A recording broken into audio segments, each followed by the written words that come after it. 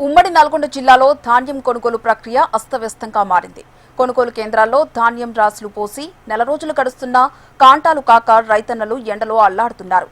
అటు ఐకేపీ కేంద్రాల నుంచి వచ్చిన లారీలను అన్లోడ్ చేసేందుకు మిల్లర్లు కొర్రీలు పెడుతుండటంతో కొనుగోలు ప్రక్రియ నత్తనడకన సాగుతోంది. ఈ సమస్యపై తీవ్రంగా స్పందించిన ప్రభుత్వం జిల్లా కలెక్టర్లకు కీలక ఆదేశాలు జారీ చేసింది. రానున్న 10 నుంచి 15 రోజుల్లోగా కేంద్రాల్లో ఉన్న చివరి గింజ వరకు కొనుగోలు పూర్తి చేయాలని స్పష్టం చేసింది. దీంతో అధికారులు అప్రమత్తమయ్యారు. మిల్లర్ల వద్ద లారీల నిలిపివేతను అరికట్టేందుకు పోలీసు బందోబస్తు ఏర్పాటు చేశారు. వచ్చిన లారీలను వచ్చినట్టుగా దించుకోవాలని, జాప్యం చేస్తే కఠిన చర్యలు తప్పవని మిల్లర్లను హెచ్చరించారు. వానుడి బగబగలకు తోడు అకాల వర్షాల భయంతో రైతులు కొనుగోలు కేంద్రాల వద్దే రాత్రింబవలు పడిగాపులు కాస్తున్నారు. ప్రభుత్వ ఆదేశాలతోనైనా యంత్రాంగం కదిలి తమ ధాన్యాన్ని త్వరగా కొనుగోలు చేయాలంటున్న రైతులతో మా నల్గొండ జిల్లా ప్రతినిధి పరమేష్ ఫేస్ టు ఫేస్.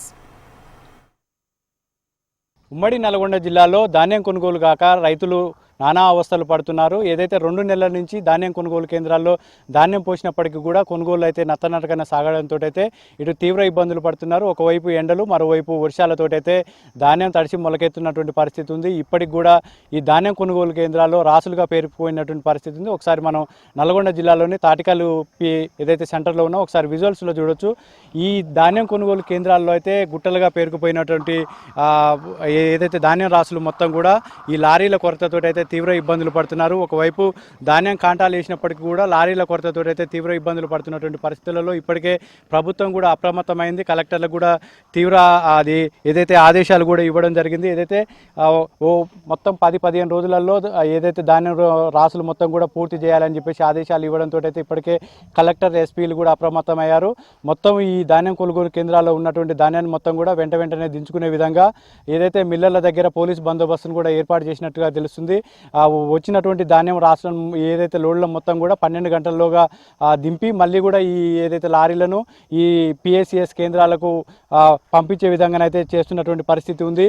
ఎక్కడికక్కడ కూడా వీలైనంత తొందరగా ఈ ధాన్యం రాసులు మొత్తం కూడా పూర్తి చేసే విధంగా ఇటు అధికారులు కూడా చర్యలు చేపడుతున్నటువంటి పరిస్థితి ఉంది. అయినా కానీ క్షేత్రస్థాయిలో మాత్రం ఇటు రైతులైతే తీవ్ర ఇబ్బందులు పడుతున్నటువంటి పరిస్థితి అయితే మనకు కనిపిస్తుంది. ఇదే విషయంపై మనతో మాట్లాడడానికి స్థానిక రైతు ఉన్నారు. ఒకసారి వెళ్ళి తెలుసుకుందాం. అన్న, ధాన్యం కొనుగోలు ఎట్లా ఉంది, ఎలాంటి ఇబ్బందులు ఎదురవుతున్నాయి? ధాన్యం కొనుగోలు అనేది చాలా లేటుగానే అవుతుంది. లారీలు కూడా చాలా ఇబ్బంది అవుతున్నాయి. వర్షాలకు సాయంత్రం అవ్వడం కూడా చాలా ఇబ్బంది పడుతుంది. అది ఇలాంటి ఇబ్బందులు చాలా ఉన్నాయన్న. ఎన్ని రోజులు అవుతుంది మీరు ఇక్కడికి తీసుకొచ్చి? ఎట్లా ఉంది అసలు పరిస్థితి? దాదాపు ఒక 2 నెలలు కావచ్చు అన్న. పంట కోసినప్పటి నుంచి ఇప్పటిదాకా 2 మంత్స్ కావచ్చు. ఇంకా ఒక 1 మంత్ దాటే అవకాశం ఉందన్న. లారీల కొరత ఉందంటున్నారు. లారీలు వస్తున్నాయా? ఇక్కడ కొనుగోలు ఎలా జరుగుతున్నాయి? మిల్లర్లు ఏం చెప్తున్నారు తీసుకెళ్తే? లారీలు అయితే చాలా ఇబ్బందిగా ఉన్నాయి అన్న. లారీ వాళ్ళు రైతులకు చాలా ఇబ్బంది పెడుతున్నారు. సో మిల్లర్లకు అయితే మాకు అక్కడికి ఎలా జరుగుతుందో ఏం జరుగుతుందో మాకైతే తెలియదు. మాకైతే ఇక్కడ కాంటా వేస్తున్నారు.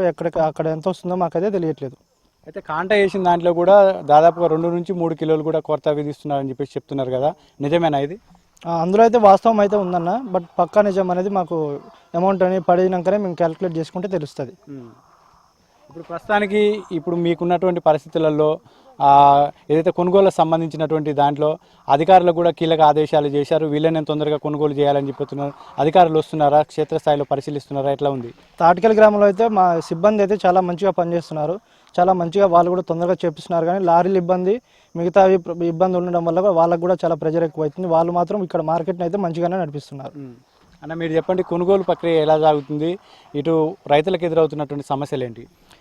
రైతులకి మేజర్గా ఏర్పడ్డ సమస్యలు ఏంటంటే 2 నెలలు అవుతుంది అందాజా మార్కెట్లో ఒడ్లు పోయేబట్టి.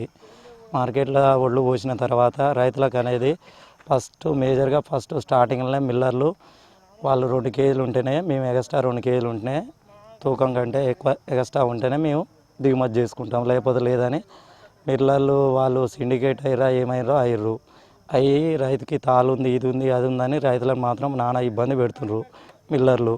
ప్రతి రైతుకి, చిన్న రైతు ఉంటాడు 100 బస్తాలు పండిస్తాడు. చిన్న రైతు 100 బస్తాలకి 2 కేజీలు కటింగ్ అయితే 2 క్వింటాలు పోద్ది.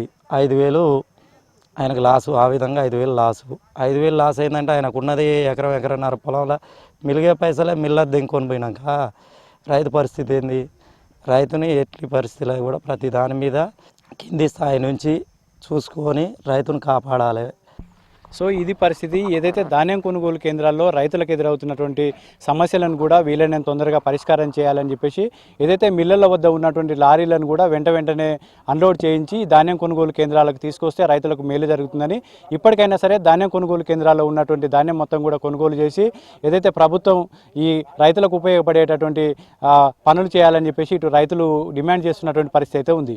ఇది ఇక్కడ ఉన్నటువంటి తాజా పరిస్థితి. కెమెరామెన్ సలీంతో పరమేశ్, HM టీవీ, తాటికల్ నుండి.